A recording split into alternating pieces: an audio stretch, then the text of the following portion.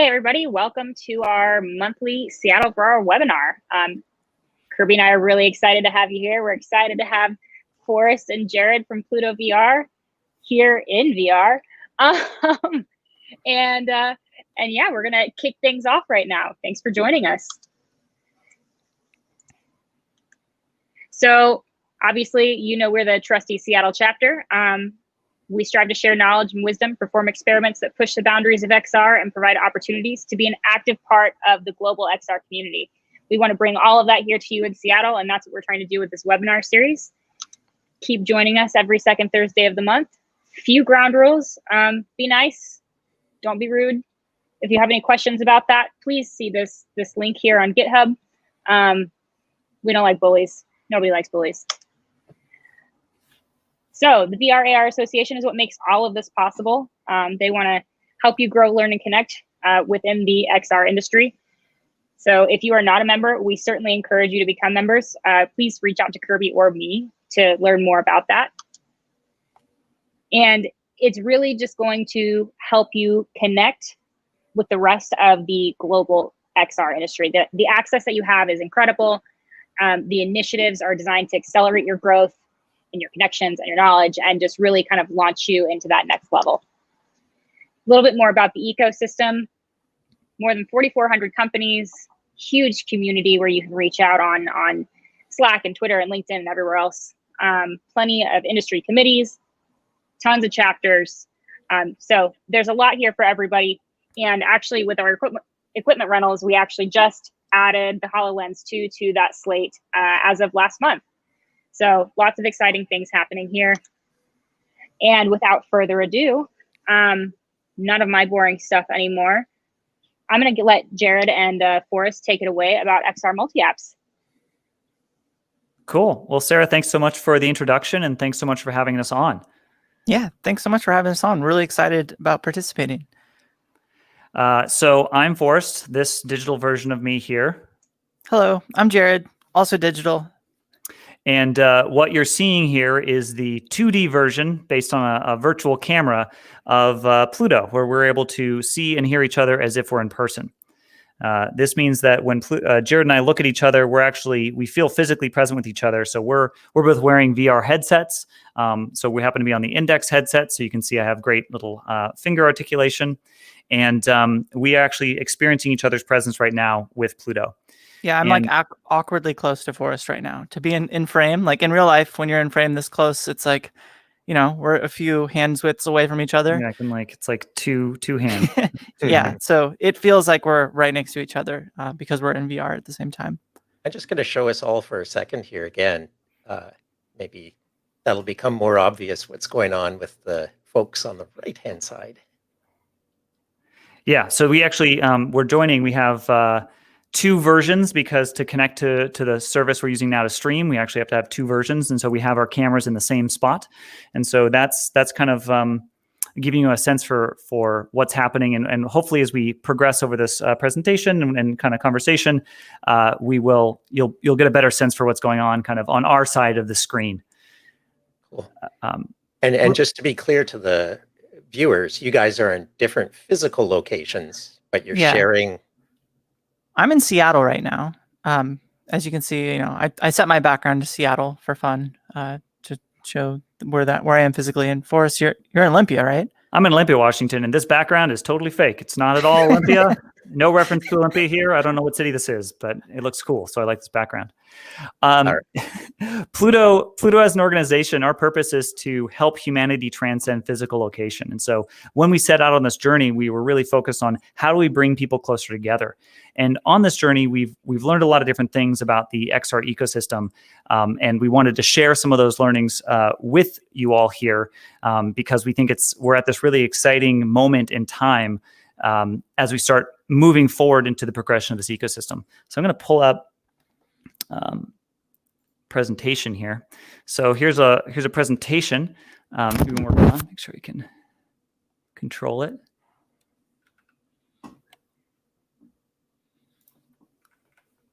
Great. So before we go forward into the future, we're going to look backwards a little bit and talk a bit about the progression of computing and how it's changed over time. So thinking about the earliest days of kind of personal computers, you had this idea of DOS, right? You're running one application at a time. And this was powerful, right? Personal computers were incredibly powerful. But you were still limited to just this one experience. And so it meant that, every developer had to kind of make the whole ecosystem for themselves. Like they had, the use case, everything about the application, they had to be doing it all themselves. Yeah, early days, I remember Excel. Remember closing Excel, opening Doom, leaving Doom open for a very long time, closing Doom, opening a single app at a time kind of ecosystem. That's how VR's been for a while now. You're running one app at a time instead of multiple applications. Totally. And as we all know, the progression happened to where, let me make sure I can move this. The progression happened to where now you can run multiple applications at the same time. So this is a mature ecosystem where the invention of the GUI, the graphical user interface, allow you to start having applications run alongside each other. So in this scenario, you see in this little drawing, there's a person who has 3 monitors and they have a whole bunch of different application windows open, and they're able to do all sorts of different things. And this is the way we live our lives now. This is common. This is not, no longer novel. It's like, oh yeah, of course you can be running Excel and then also checking your email in Chrome and then also on a Skype call or a Zoom call. These things are just, we kind of take these things for granted because that's the reality we live in now. But it's very much not how computing started, at least the personal computing revolution started. And I want to take this moment to actually say that we're really open for questions along the way on this journey. So if you have questions or comments, please make sure to chime in and ask us. We want this to be a fairly interactive experience. Great. So then looking at kind of the history and the evolution of spatial or XR applications, we're still just coming out of this early phase where everyone was really focused around sort of the entire virtual world, right? Where your virtual world was developed by one application and it was everything. That's all you could see and hear and touch and interact with. Yeah, most VR applications are like this now. Like if you have a favorite VR application, you probably have the one application that you use. You're probably not using multiple applications at the same time. Like I like to hang out in VR chat or like play Beat Saber or fly around in like VTOL. Like that's one app at a time. At any given time, I'm switching between single applications, and that's kind of the moment that we're in. And what's interesting is that's not even limited to kind of VR as a style of experiencing these XR applications, but in a lot of the early AR headsets, mostly due to field of view and performance, you also have single application use cases. So I remember, using the HoloLens 1, you could run one app at a time. It was still a single application. It's because they crammed so much processing power and everything they possibly could that they could put on your head without overheating and having a decent battery life. And so even AR, which it seems pretty obvious that of course you'd want to have multiple apps running. A lot of the marketing materials and things that even they did for HoloLens kind of teased this idea, but it's still very early and it's not a thing that you could do. And so that's where we get to kind of where we're headed, and what we're going to be covering in most of this kind of this conversation here is this concept of multi-apps for spatial and XR, right? This is this idea that instead of a single application that is encompassing your entire view, multiple applications can all run alongside each other seamlessly.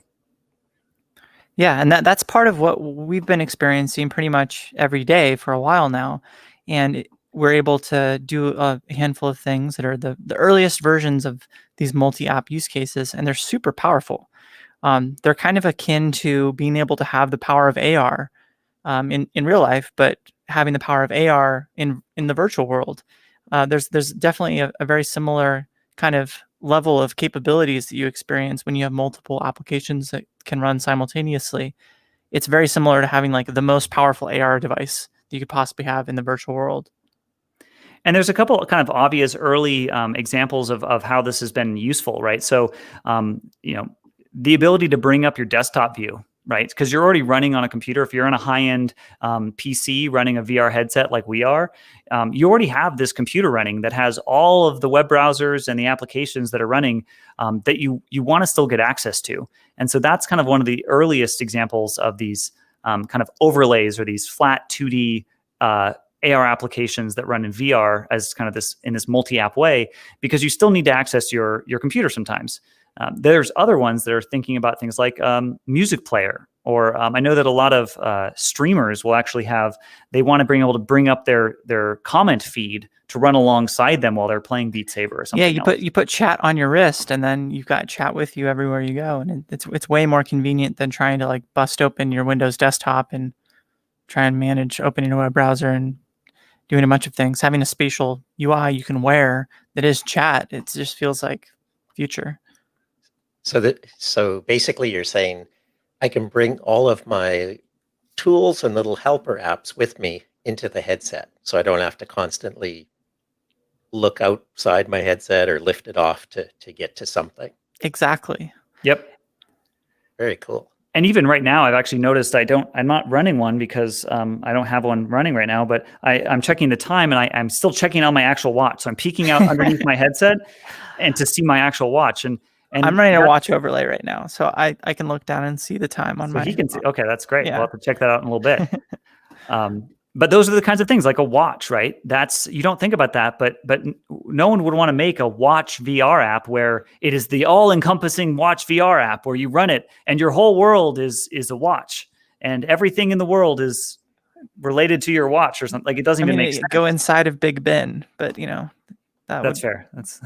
But Big Ben VR experience is very different than I need a watch to tell time. But the utility of that is not to tell time. Exactly. And one thing we'll throw in here, because our purpose is to help people connect and to help humanity transcend physical location, is also sort of the paradigm of remote multi-user interactions, right? So right now, when you think about how people connect on computers, you sort of think of video chat or just audio chat. And so you have this video of watching other people watching a video of you, right? So it's actually like this kind of weird situation where you don't have eye contact, you don't have body language, you don't have group dynamics, because once you have more than two people in a room, suddenly, the way people are positioned to each other, the way they look at each other makes a huge difference in this interaction.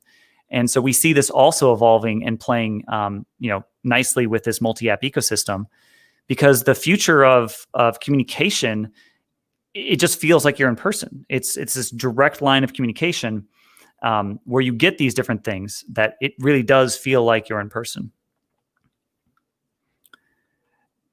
And so when you put all these things together, now you have an ecosystem where you can have people who can see each other, hear each other, and act as if they're in person. So all the kind of normal things you do if you're actually sitting awkwardly close to someone on camera right next to you, you could then do virtually, and you could do in these different situations. And unlike a lot of the sort of the single app collaboration use cases, this connection that Jared and I have here, it's persistent, it's pervasive, it's all over. So it doesn't matter what applications we're running.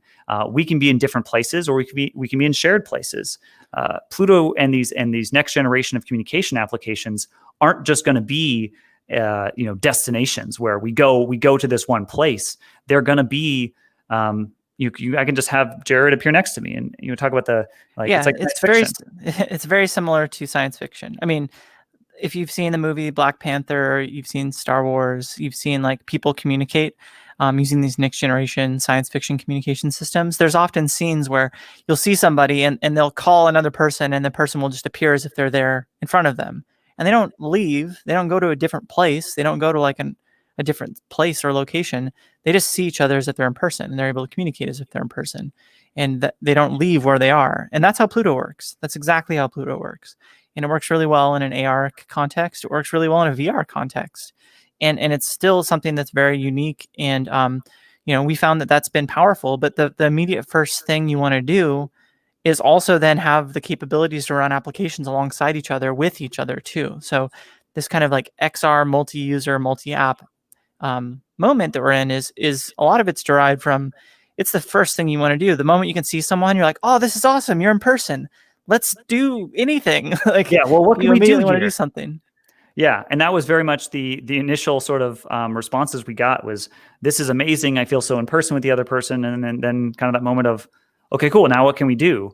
And that's what really led us down this path of exploring and helping to kind of coordinate these multi-app use cases, because it becomes powerful for a couple reasons. One of the big reasons too is that once you can get into this process of creating apps, you don't, as a developer, you don't have to be responsible for making everything, right? Once you can assume there are people, right? So once an application like Pluto or another spatial communication application comes along, you can just say, hey, if I want to make a great whiteboard, I don't need to make people.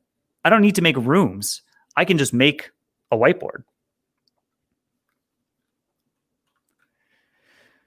So we're going to briefly talk over a little bit of the technology, and once we do that, then we're going to head to just demonstration and talking through or demonstrating and showing this stuff in action, because we can only talk about it so long before really diving in and showing you what it looks like, at least to the best we can in the this 2D format.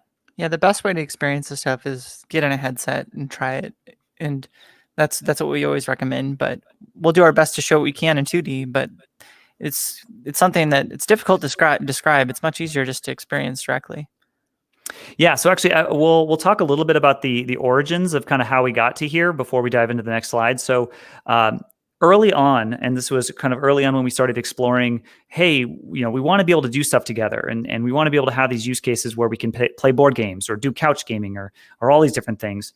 But every time we went down a path, we said, well, our purpose is to help humanity transcend physical location. And if we just make the best board game, and we're going to become a board game company.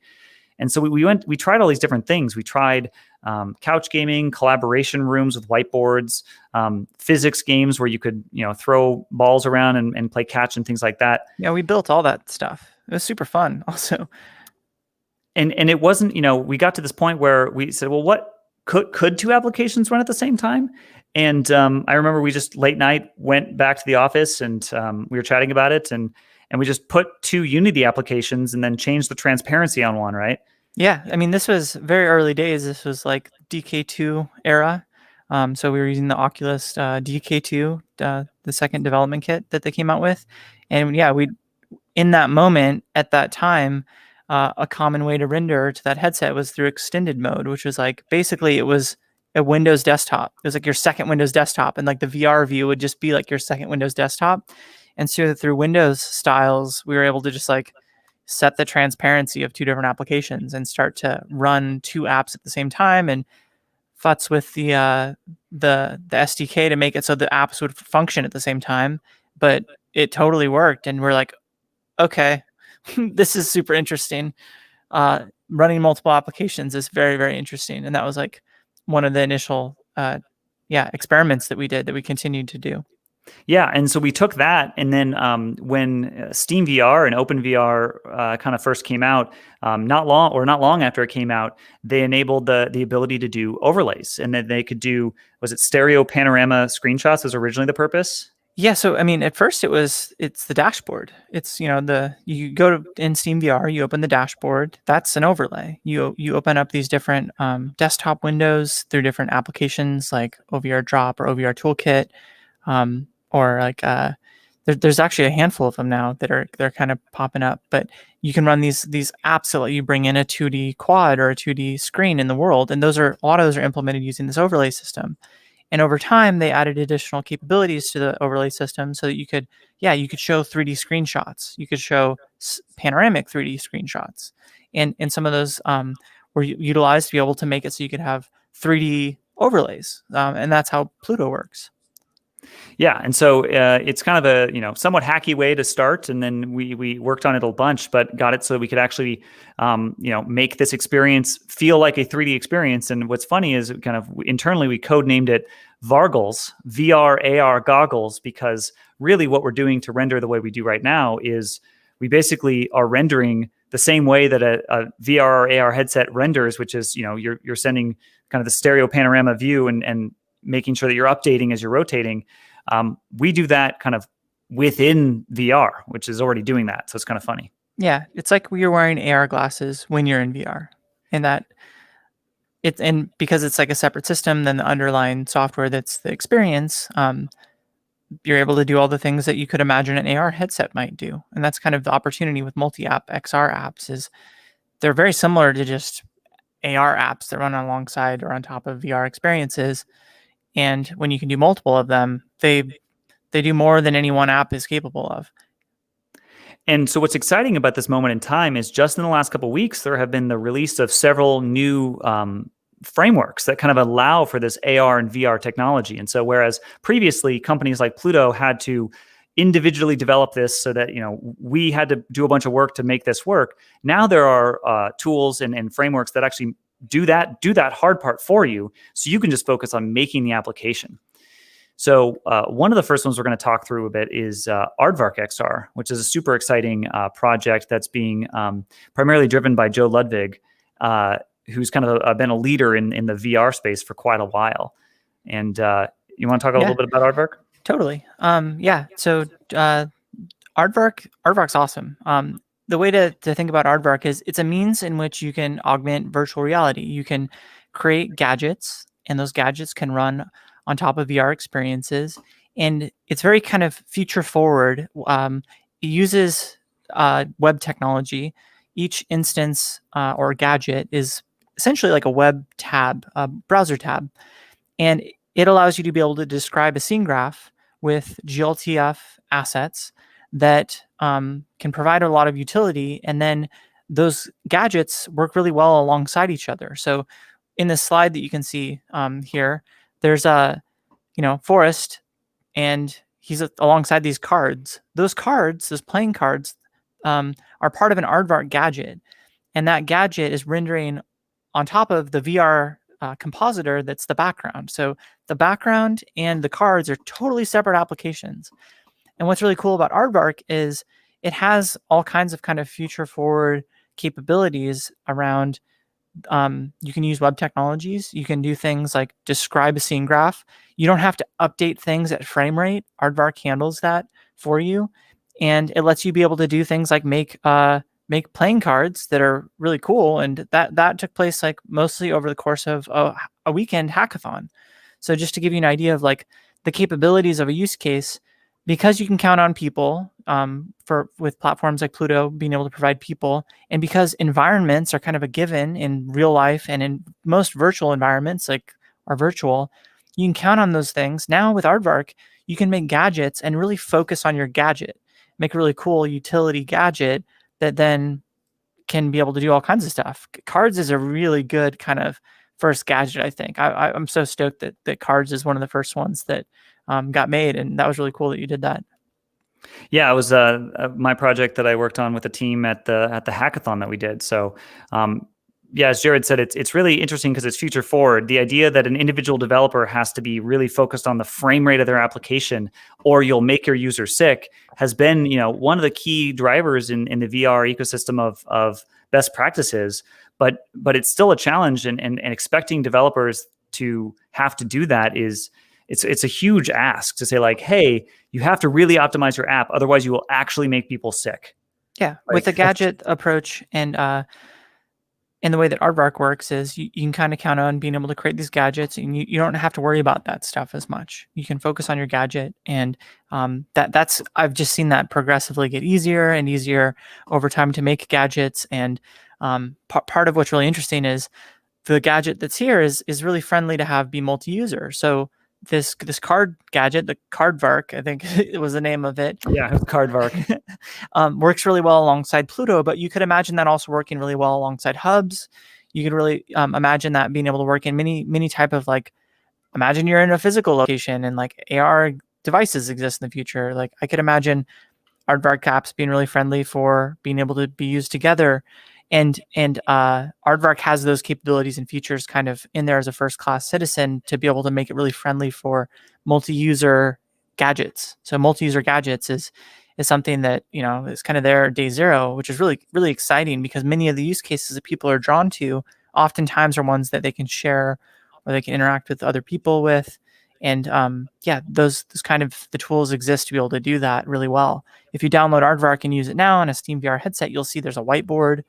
And then there's some of the gadgets from the hackathon that we can point folks to if people are interested in playing with them. Well, I think this is a great moment. Before we dive into the next piece of technology, let's actually take a second to demonstrate this. And so I'm going to switch over to what I'm seeing. So now you're going to see this is my virtual view. It's Windows.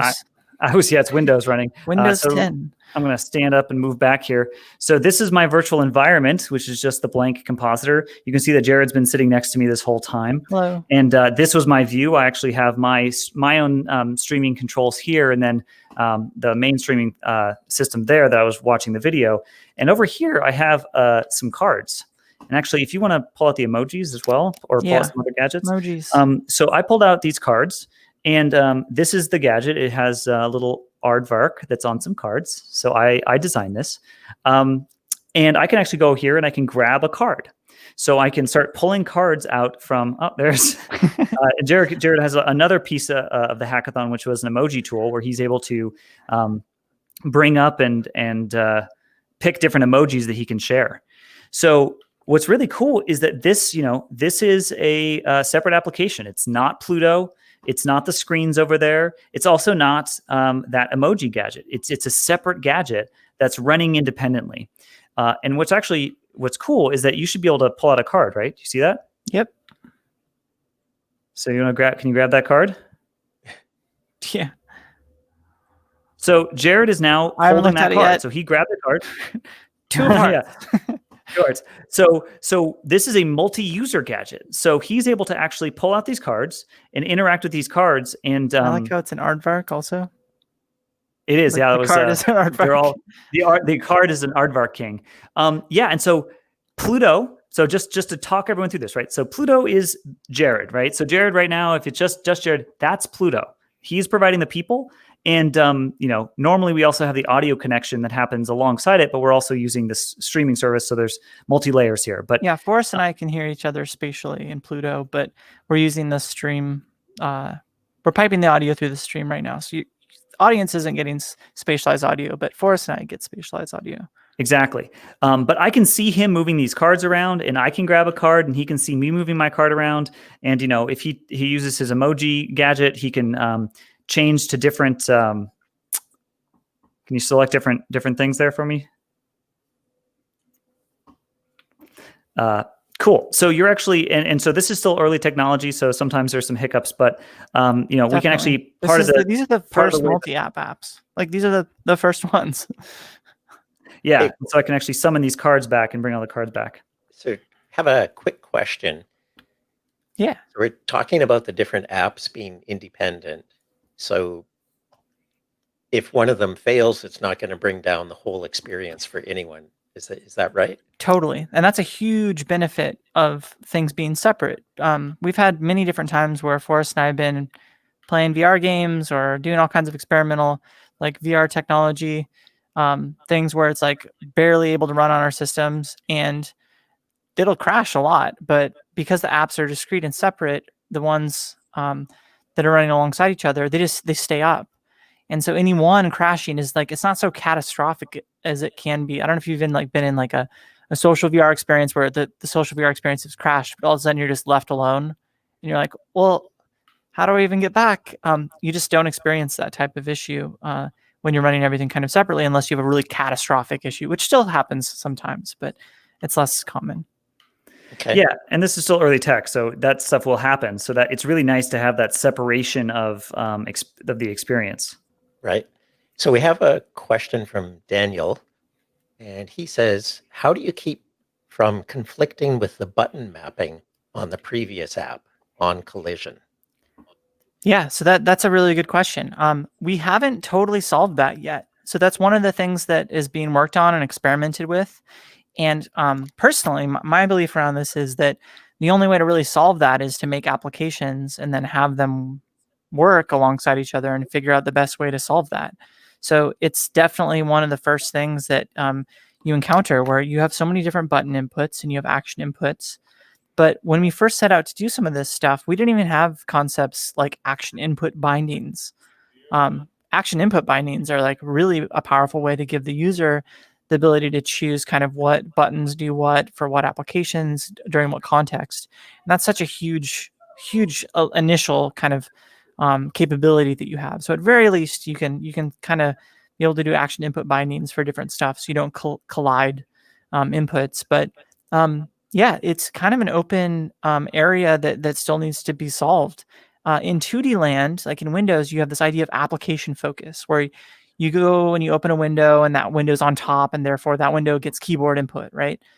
Well, that may or may not be what makes sense for spatial. And like, we don't know, I don't know. And I'm really excited to experiment with that kind of stuff to see what makes the most sense. I think if you look at systems like the first generation Surface, which was, I'm not talking about like the Surface books or like the newest Surface branded stuff, but like the old school like table computer that Microsoft made, they had this really interesting kind of multi-user input where anybody could put their hands on the device and you can input on the device. And they didn't have this idea of like focus so much.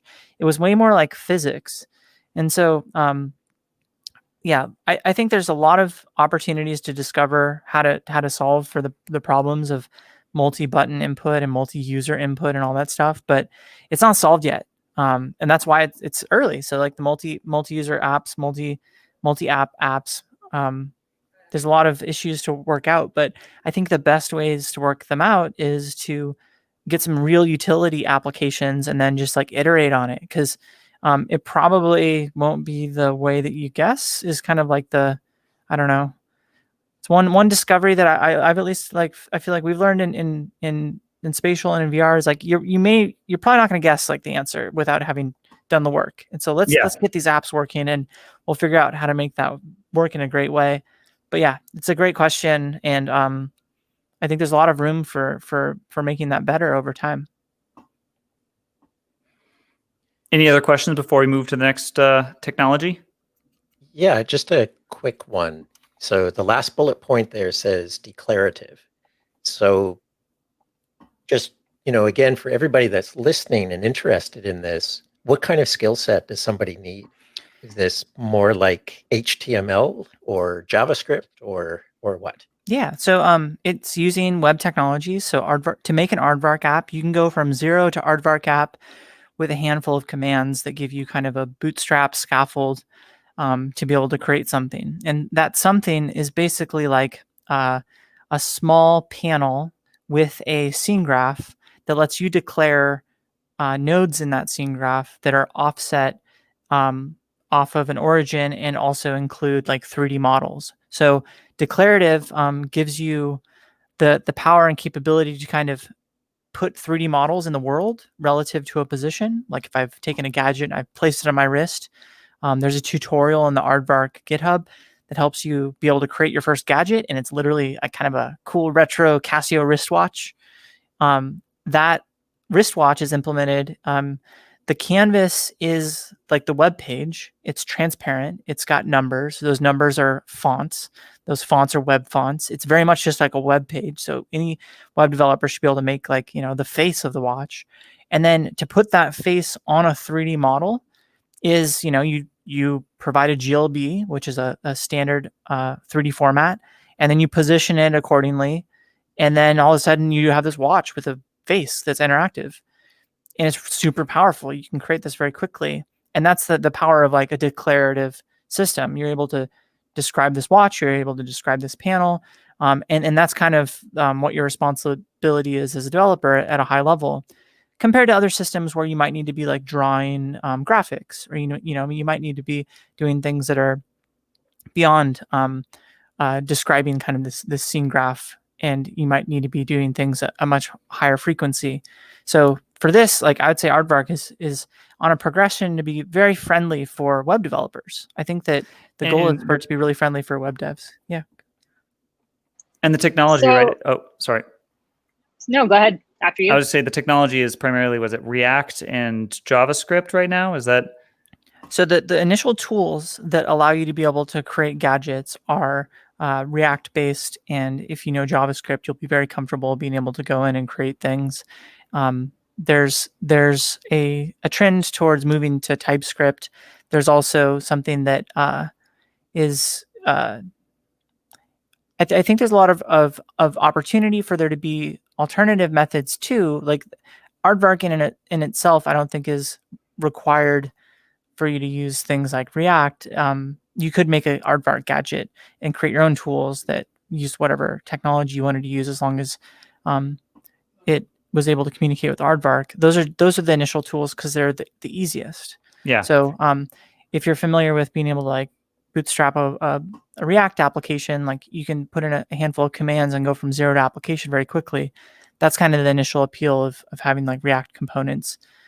So it's, if you can make a web application, or if you can, take a web application that already exists and modify it to be what you want, I think it's really friendly to be able to create things using Aardvark. Yeah, I saw the question up there, which was someone who had a Quest and they were wondering, can they get involved?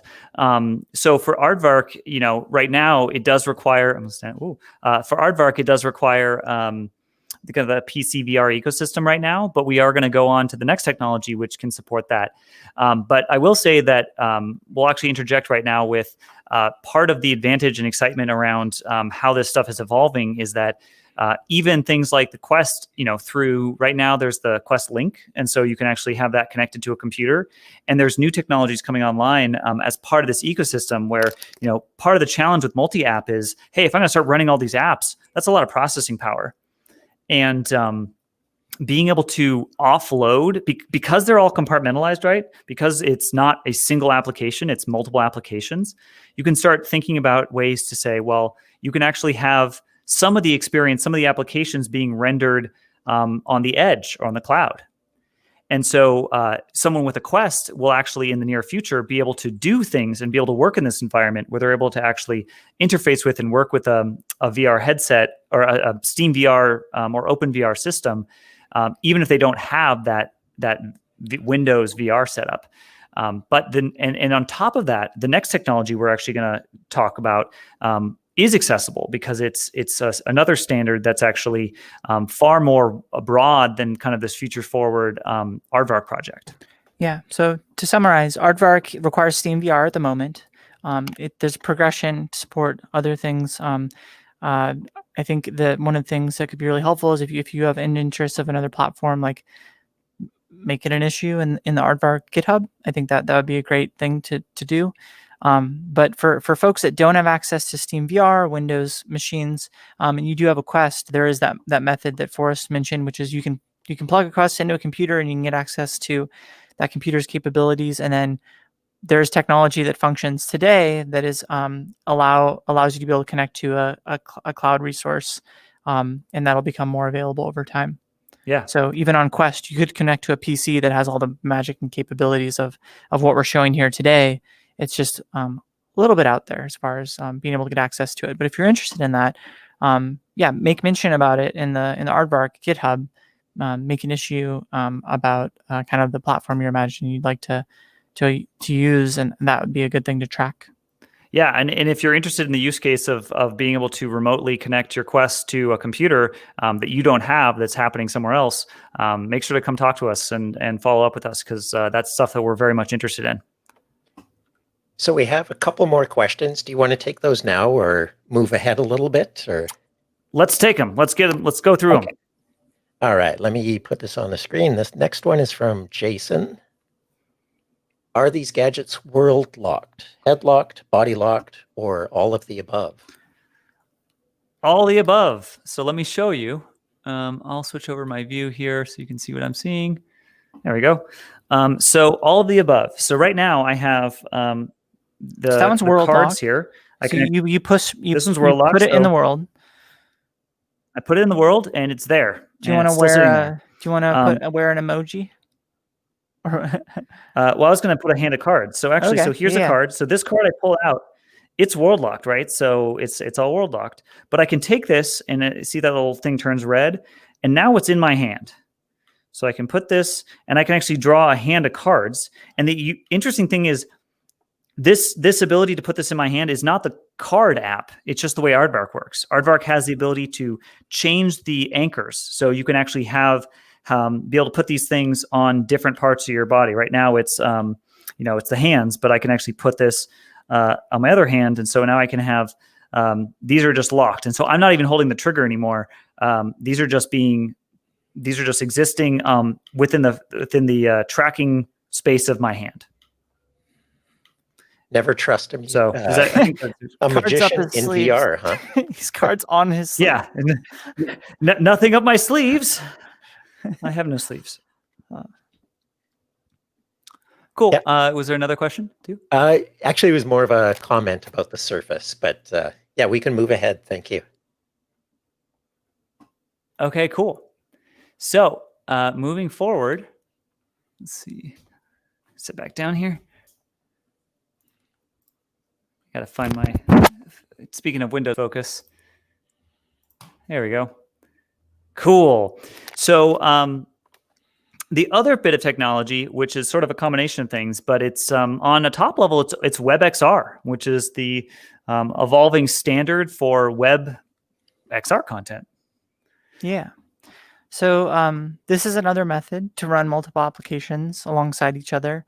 And this is a method that you can use today that allows you to be able to run WebXR content alongside Aardvark content, alongside other WebXR content on top of VR. So if you go to Steam and you get Metachromium, you can be able to run WebXR content. And if that WebXR content has an alpha channel, then it really is just like AR apps in VR. So on the slide deck here, you can see my perspective. I'm in the blue. The blue is like an underwater experience. I'm also on a whiteboard underwater, and that whiteboard is just a standard WebXR application. And so the really cool thing about this is that it's a little bit less future forward. WebXR is here today. WebXR is, it's here. It's starting to get adopted in different ways. You can use it on Steam VR right now using Metachromium. And what's cool about it is, WebXR uses tools that spatial web developers may already be familiar with or have already created apps for. So one thing that's really cool about this whiteboard is it wasn't created to be an app that runs in the blue. It's just a whiteboard that was already created for WebXR. And what this is you can use Three.js, you can use A-Frame, you can use any of the methods that people are using to make WebXR content, and then you can run that content on top of your Steam VR applications. So yeah, it's a really cool way to be able to make stuff. And if you have a Quest, you can make WebXR stuff today, and you can run it on your Quest in your Quest browser. You're not going to be able to run multiple applications at the same time, but you could develop one of the pieces using your Quest today. And that's one of the things that I think you kind of alluded to for us.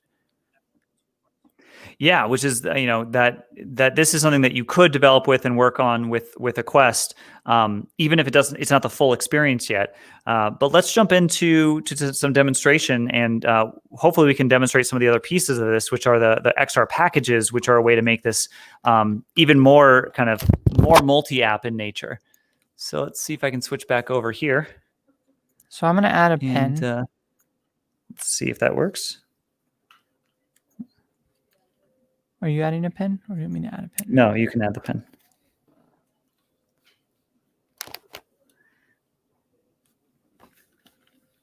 Cool. So I have a pen. Yeah, I see your pen.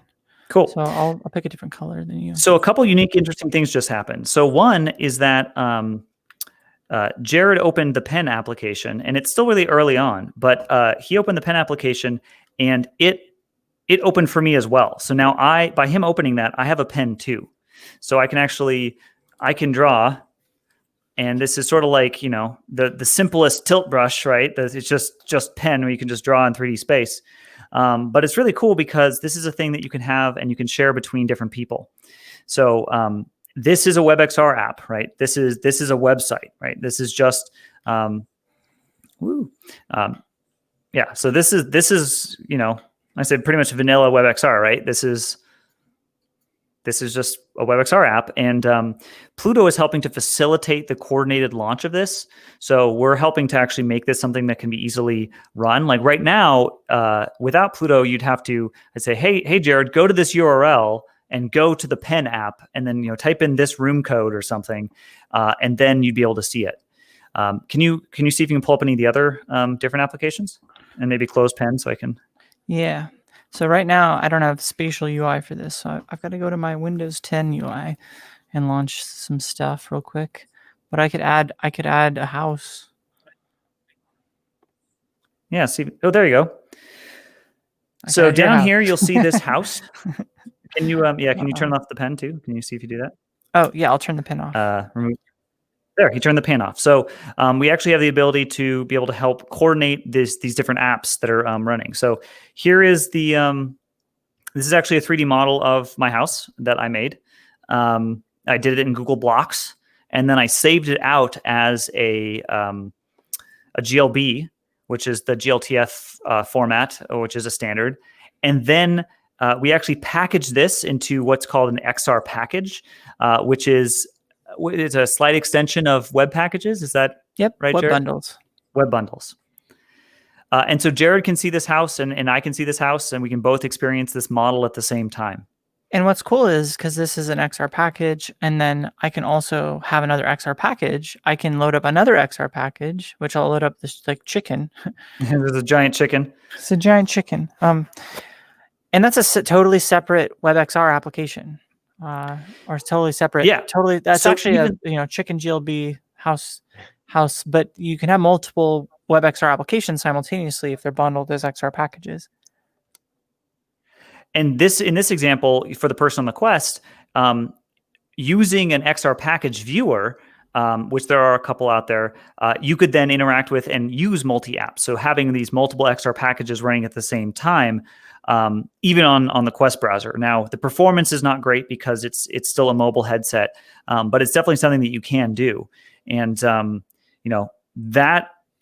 I made the house XR package. I did not make the chicken one. These are separate apps. They're entirely separate. Like I said, they're technically running in the same browser tab, but we also expect future WebXR browsers to support multi-tab. Right? You can have multiple XR apps running at the same time. Yeah, this is just the earliest days. This is just the earliest days. Yeah, I'll close everything and add blob.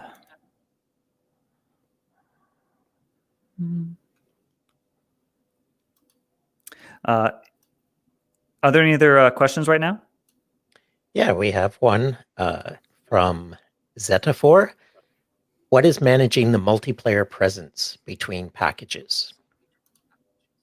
So right now, we are loading up multiple XR packages.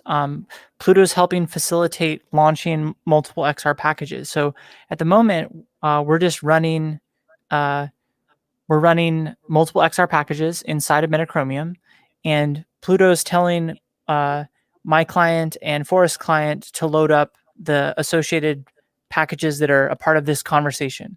So at the moment, Pluto is helping facilitate that. We're using the same tools that we're using to use with Aravark. So Pluto's offering this capability for you to choose which applications you're running, whether it's Aravark applications or XR packages. And if you're running either of those in a conversation, then you can expect to be able to see those. So if you pull out an app, the other person can see it, regardless of the technology that's being used. So that's a Pluto feature that's part of what we're showing today. But to that note, I mean, there are other tools and other systems out there that are also facilitating this. And this is why it's so exciting, right? Nothing's being built. This is not being built on Pluto. We're not a platform in which people have to build stuff for us. We're just trying to help facilitate these things and make them easier. But there are lots of other great people. And we're really, this is all about building kind of the open metaverse, right? This is not about one company. This is not about one platform. It's not about walled gardens. This is about wide open pastures that you can actually develop your applications, develop your experiences, and have them all running alongside each other in this really awesome way that creates, so much possibilities of emergent behaviors, right? Because we had just now with Aravark, we had that emoji little tool, and then we had the cards. I could imagine someone taking those two gadgets, which are separate gadgets developed by separate people, and now making a new game out of it, where it's like emoji cards, where you play a card and then have to respond with some emoji. That no one, the people who made that are the creators. They're the people who are digesting and using this stuff, and that's what's really powerful. You look at things like Rec Room and Horizon, they have these incredibly powerful building tools, but they're kind of siloed. They're locked in those applications. Imagine those building tools where you can kind of take simple geometry, bring out stuff, have simple logic circuits, little wires, things like that.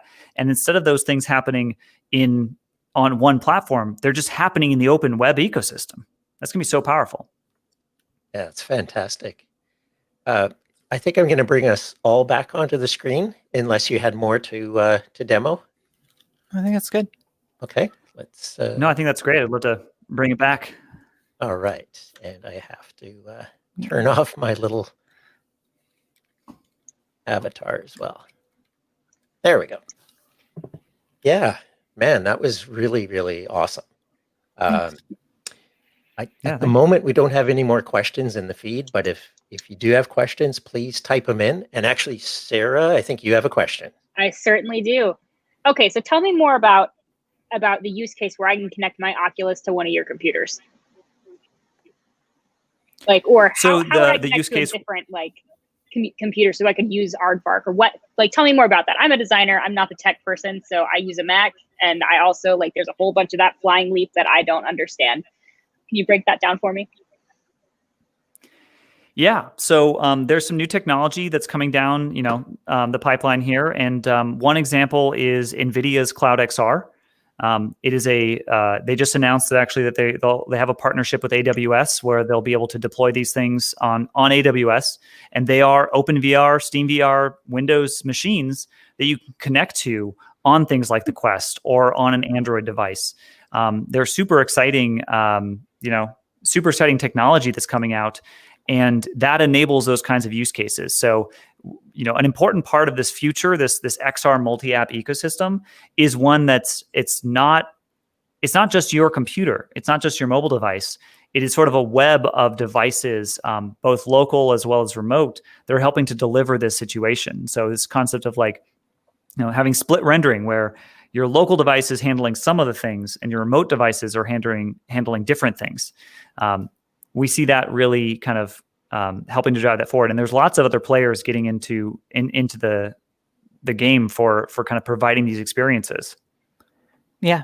So if you have a Quest and you want to connect to a computer that's not in your home, you can use Quest and you can use Quest Link, where you plug your Quest into a PC and you can have this experience. It's very straightforward.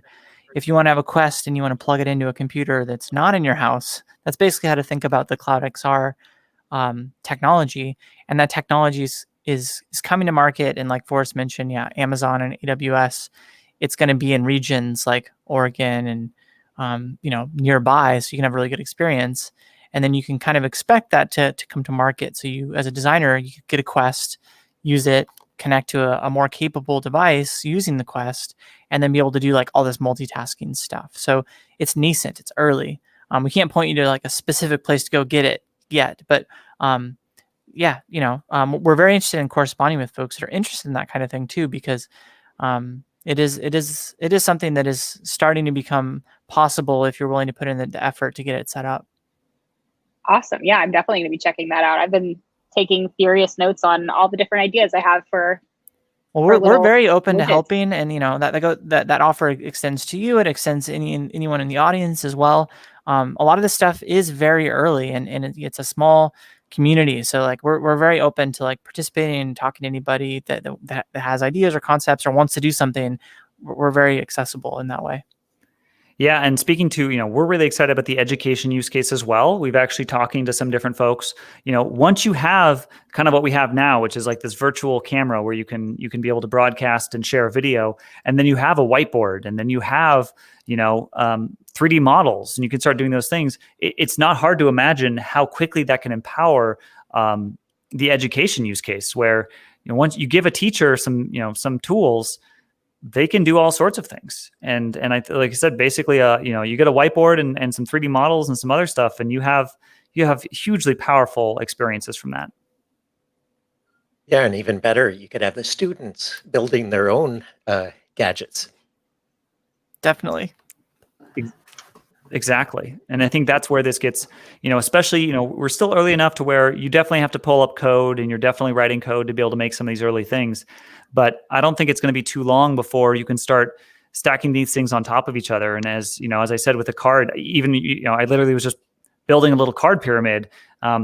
We didn't program that. That wasn't that the game isn't create a card pyramid or build with cards, but because it's just this like free form thing. Hey, here's some cards. You can do whatever you want with these cards. I've seen people, the first thing they do is pull them out and start building things. Like, imagine if we gave them tools that were actually meant to build things. Like, it's phenomenal. House of Cards. All right. But there's no gravity right now, so they won't fall down. Be very strong. Okay, I'm gonna pop up a few more comments and read through, see if we have a question. Thank you, Drew. I appreciate that. Yeah, we like to show stuff and have it be as interactive as we can. It's harder to describe a lot of this stuff. It's harder to describe than it is just to like experience it or show it. So we always appreciate being able to show stuff. Yeah, this has been amazing. That's really great. awesome. Yeah. That was such We've a fun had a great project. time. Yeah, working with folks from UW and helping to kind of think about these complex UX and UX challenges that are coming down that no one's solved yet. This is brand new territory of what it means to have fully XR, fully spatial user experiences. Yeah. Okay, I think we're coming up on our time, and we got through our questions. So Yeah. I think what we're going to do now is, say thank you, and Sarah's going to come on. And but before we do that, do you guys have anything else that you wanted to share right at the end with a slide or anything like that? Or we've shared out your Twitter handles so far. Yeah, I mean, I don't have a slide right now, but you can find us on the web. We're plutovr.com. If you want to learn more about us specifically, we really encourage you to check out if you just look for the Aravark XR on GitHub, you'll find the Aravark project. On Steam or on the web, you can type in metachromium.com, and on Steam, you can find Metachromium. These are just the start. There are more of these frameworks and more of these tools coming. So definitely keep your eyes peeled on Twitter and these other things. Yeah, there's one thing to take away from kind of like what we talked about. It's that we're in a really interesting moment in time in which you can start to expect multiple applications to be able to run at the same time and just let your imagination run wild with what that means.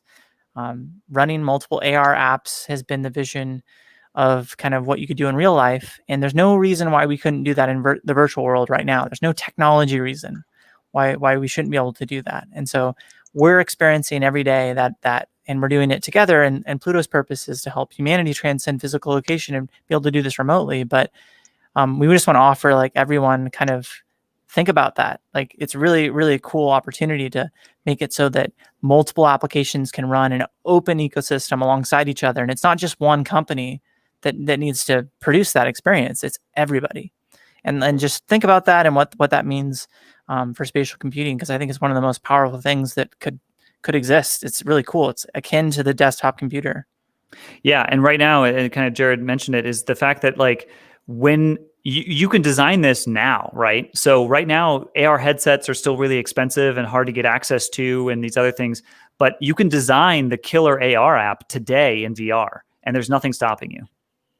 Yeah, that's amazing. You've given us a lot to think about. I hope a lot of us start building gadgets and contributing.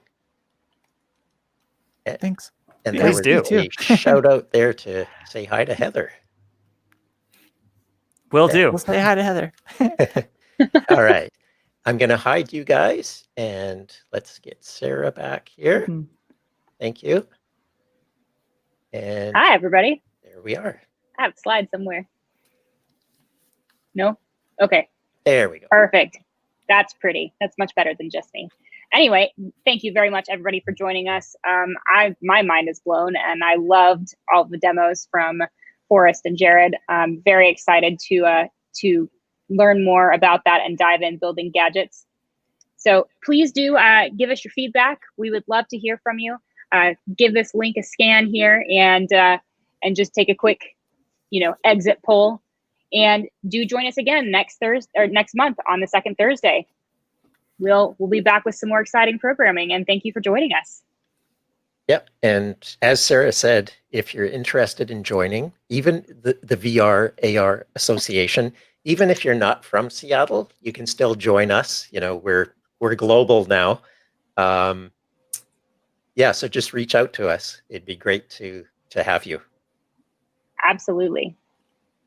All right. Thanks again. We're going to wave goodbye and catch you next time. Cool. Thanks so much. Thanks so much for It was having fun. us.